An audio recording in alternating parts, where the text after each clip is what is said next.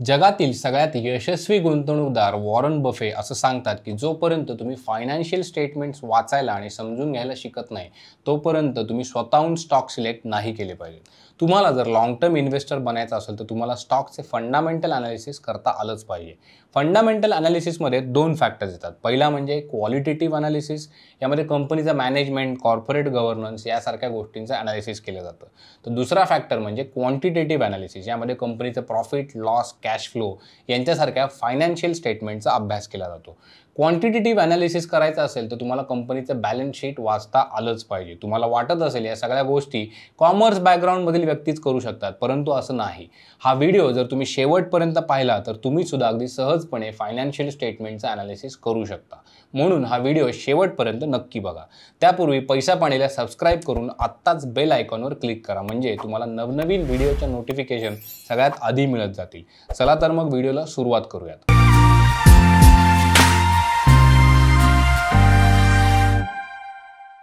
Company प्रत्येक तिमाहीनंतर आपले financial reports जाहीर करते. फायनान्शियल इयर संपल्यानंतर कंपनी आपला ॲन्युअल रिपोर्ट बनवते. एका आर्थिक वर्षामध्ये 4 क्वार्टर्स म्हणजे 4 तिमाही येतात.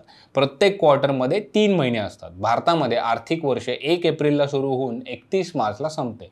यामध्ये पहिला क्वार्टर म्हणजे Q1 1 एप्रिलपासून ते 30 जूनपर्यंत असतो. दुसरा म्हणजेच Q2 1 जुलै ते 30 सप्टेंबरपर्यंत असतो. तिसरा क्वार्टर म्हणजेच Q3 1 ऑक्टोबर ते 31 डिसेंबरपर्यंत असतो. तर चौथा आणि Q4 ज्याला म्हटलं जातं तो 1 जानेवारीपासून ते 31 मार्चपर्यंत असतो. बॅलन्स शीटचे 2 मुख्य भाग असतात. एक म्हणजे लायबिलिटीज आणि दुसरा म्हणजे ॲसेट्स. या व्हिडिओमध्ये आपण लायबिलिटीज बद्दल जाणून घेणार आहोत. ॲसेट्स म्हणजे काय असतात ते आपण पुढच्या व्हिडिओमध्ये बघणार आहोत.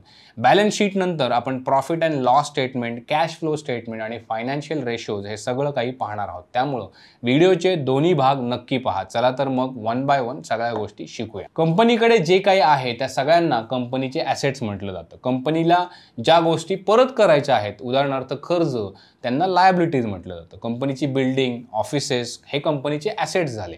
कंपनीकडे असणारी वाहनं जसे की कार्स, ट्रक हे सुद्धा कंपनीचे ॲसेट्स झाले. कंपनीच्या बँक अकाउंटमधनं पैसे जे असतात ते सुद्धा, किंवा कंपनीने केलेली गुंतवणूक हे सुद्धा कंपनीचे ॲसेट्स आहेत. हेच कंपनीने जर बिल्डिंग, ऑफिस बांधण्यासाठी लोन घेतलं असेल तर ती कंपनीची लायबिलिटी आहे. कंपनीला वाहनांचा EMI भरायला लागत असेल तर तो कंपनीसाठी लायबिलिटी आहे. आपले खर्च भागवण्यासाठी जर कंपनीने पैसे उधार घेतले असतील तर ती देखील कंपनीची लायबिलिटी ठरते. सरळ भाषेत जर सांगायचं झालं तर कंपनीने जिथून पैसे घेतले आहेत म्हणजे जे सोर्स आहेत ते कंपनीसाठी लायबिलिटी ठरतात. तर ते पैसे कंपनीने जिथे गुंतवले आहेत, म्हणजे जिथे त्यांनी आपली बिल्डिंगसाठी पैसा गुंतवला आहे किंवा वाहनांसाठी पैसा गुंतवला, ते झाले कंपनीचे ॲसेट्स. ॲसेट्स आणि लायबिलिटीज काय असतात हे तर आता तुम्हाला समजलं असेल. आता बॅलन्स शीटमधील एक एक टर्म आपण समजून घेऊयात. आपण moneycontrol.com या वेबसाईटवर कंपनीचे बॅलन्स शीट पाहूयात. मनी कंट्रोलवर एखाद्या कंपनीचे बॅलन्स शीट पाहण्यासाठी तुम्हाला सर्च बॉक्समध्ये त्या कंपनीचं नाव सर्च करायला लागतं. उदाहरणार्थ आपण समजा ITC सर्च करूयात. कंपनीचे नाव सर्च केल्यानंतर तुम्हाला फायनान्शियल्समध्ये जायचं आहे. इथे साईडला डिटेल्ड फायनान्शियल्समध्ये पहिलाच ऑप्शन्स बॅलन्स शीट हा आहे. त्यावर तुम्हाला क्लिक करायचं आहे. सगळ्यात पहिले आपण लायबिलिटीज बघूयात. लायबिलिटीजचे 2 मुख्य प्रकार आहेत. पहिला म्हणजे शेअर होल्डर्स फंड आणि दुसरा म्हणजे लायबिलिटीज. इथे बॅलन्स शीटमध्ये सगळ्यात वर तुम्हाला इक्विटीज आणि लायबिलिटीज दिसतील. सगळ्यात पहिली टर्म जी आहे ती share holders fund. Share holders fund म्हणजे कंपनीने आपले शेअर्स विकून शेअर होल्डर्सकडून मिळालेले पैसे अधिक डिव्हिडंड्स वजा करून कंपनीचा जेवढा नफा आहे ती रक्कम. तुम्हाला इथे प्रश्न पडला असेल की शेअर होल्डर्सकडून घेतलेले पैसे आणि कंपनीचा नफा हा कंपनीसाठी लायबिलिटी कसा ठरू शकतो. आता हे आपण थोडक्यात समजून घेऊयात. जसं की तुम्हाला माहिती असेल की कंपनी कधीही 2 मार्गांनी फंड्स उभे करते. एक मार्ग म्हणजे डेट फायनान्सिंग आणि दुसरा म्हणजे इक्विटी फायनान्सिंग. डेट फायनान्सिंगमध्ये कंपनी बँकेकडनं लोन घेतं किंवा डिबेंचर्सद्वारे हे पैसे उचलले जातात. हे पैसे कंपनीला व्याजासहित परत करायला लागतात. हेच जर कंपनीने इक्विटी फायनान्सिंग म्हणजे जर आपले शेअर्स विकून फंड्स उभे केले तर ते पैसे कंपनीचे स्वतःचे असतात. ते ना कंपनीला परत करावे लागतात ना त्यावर व्याज द्यायला लागतं. परंतु त्या बदल्यामध्ये गुंतवणूकदार जे आहेत ते कंपनीचे भागधारक बनतात. त्यामुळे त्यांच्याकडे मालकी हक्क येतो. गुंतवणूकदारांना त्यांच्या शेअर्सचे पैसे मिळत नाहीत किंवा बँकेप्रमाणे व्याज सुद्धा मिळत नाही. मग ते कंपनीला आपले पैसे का देतात? तर याचं कारण म्हणजे शेअर होल्डर्सला कंपनीच्या व्यवसायामध्ये भागीदार व्हायचे असते. गुंतवणूकदार हे कंपनीचे मालक असतात. त्यामुळे कंपनीला होणारा नफा किंवा नुकसान यामध्ये सुद्धा ते भागीदार असतात. कंपनी आपल्या नफ्यामधनं शेअर होल्डर्सला डिव्हिडंड देते. किती डिव्हिडंड द्यायचा, केव्हा द्यायचा हे कंपनीची मॅनेजमेंट ठरवते. परंतु कंपनी आपला संपूर्ण प्रॉफिट शेअर होल्डर्समध्ये वाटून टाकत नाही. याची दोन कारणे.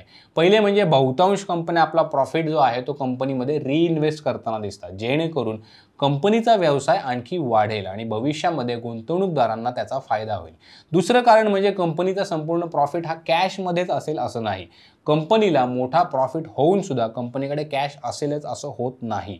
या दोन कारणांमुळे कंपनी आपला संपूर्ण प्रॉफिट डिव्हिडंडच्या रूपामध्ये देत नाही. कंपनीने शेअर होल्डर्सचे पैसे घेऊन त्यांना आपल्या कंपनीमध्ये ओनरशिप दिलेली असते. त्याचबरोबर कंपनीला आपला प्रॉफिट देखील त्यांना द्यावा लागतो. त्यामुळं शेअर होल्डर्स फंड हा कंपनीसाठी लायबिलिटी ठरतो. याशिवाय कंपनीच्या प्रॉफिटवर सुद्धा शेअर होल्डर्सचा अधिकार असतो. कंपनी तिचा प्रॉफिट शेअर होल्डर्सला न देता स्वतःकडे ठेवते. त्यामुळे प्रॉफिट सुद्धा कंपनीसाठी एक प्रकारे लायबिलिटीज झाली. म्हणजे बघायला गेलं तर assets is equal to liabilities हे बॅलन्स शीटचं इक्वेशन असतं. ॲसेट्स आणि लायबिलिटीज काय असतात हे आपण पाहिलं आहे. लायबिलिटीज जितके असतील तितकेच कंपनीचे ॲसेट्स असले पाहिजेत. अर्थात या दोन्हींमध्ये बॅलन्स असला पाहिजे, म्हणूनच त्याला बॅलन्स शीट असं म्हणतात. शेअर होल्डर्स फंड्स हा लायबिलिटीचा एक प्रकार आहे. दुसऱ्या प्रकारच्या लायबिलिटीज म्हणजे बँक्स, डिबेंचर्स यांच्याद्वारे घेतलेले लोन्स.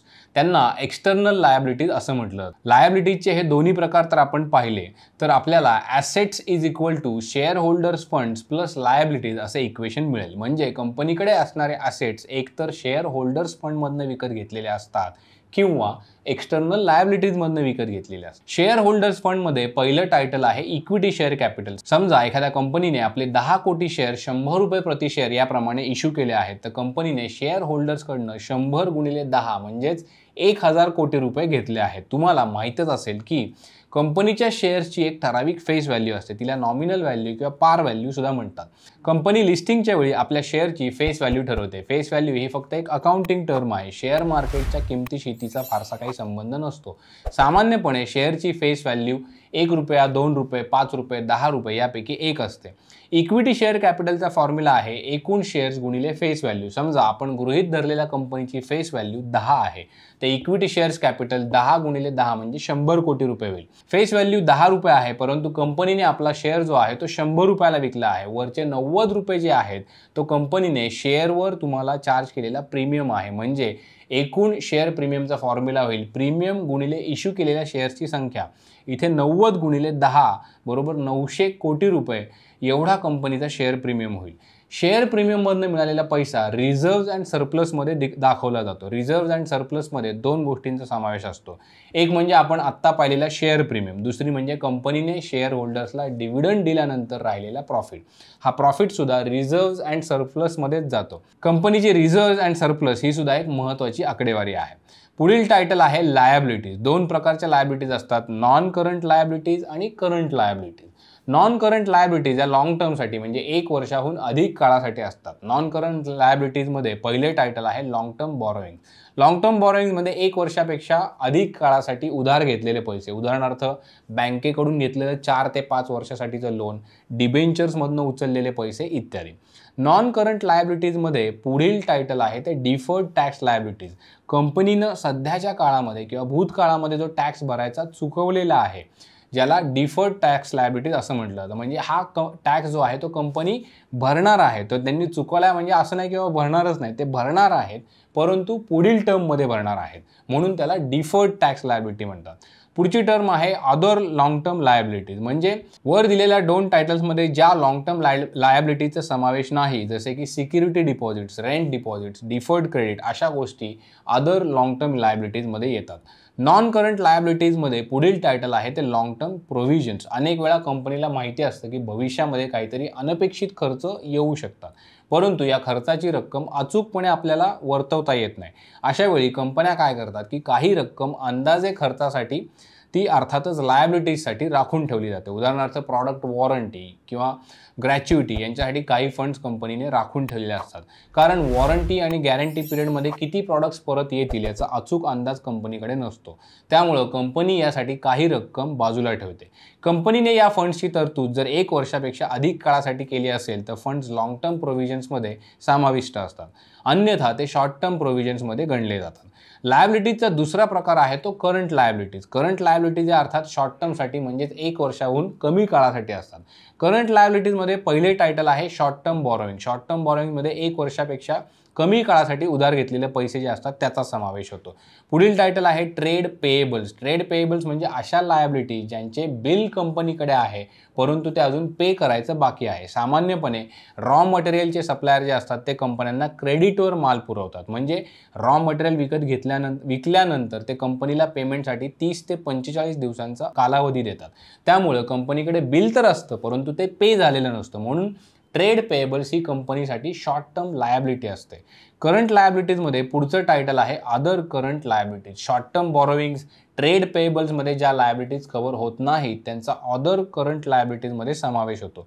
जसे की unclaimed and unpaid dividends, current maturities of long term borrowing, bank overdraft इत्यादी. बँक ओव्हरड्राफ्ट म्हणजे काय असतात ते आपण थोडक्यात समजून घेऊयात. बँका करंट अकाउंटसाठी ओव्हरड्राफ्ट फॅसिलिटी देतात. कंपनी आपल्या करंट अकाउंटमध्ये आहे त्यापेक्षा अधिक अमाऊंट विथड्रॉ करू शकते. यासाठी बँकेने एक लिमिट सेट केलेलं असतं.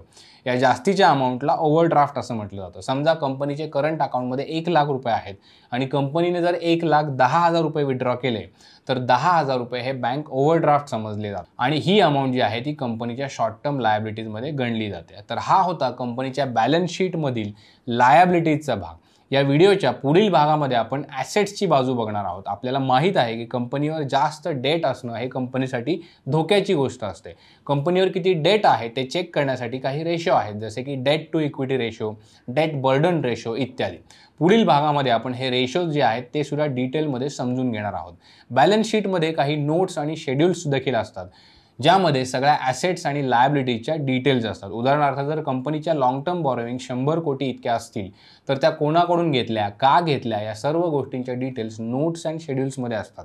त्यामुळं बॅलन्स शीटमधील नोट्स अँड शेड्यूल्स हा भाग पाहणं सुद्धा तितकंच गरजेचं असतं.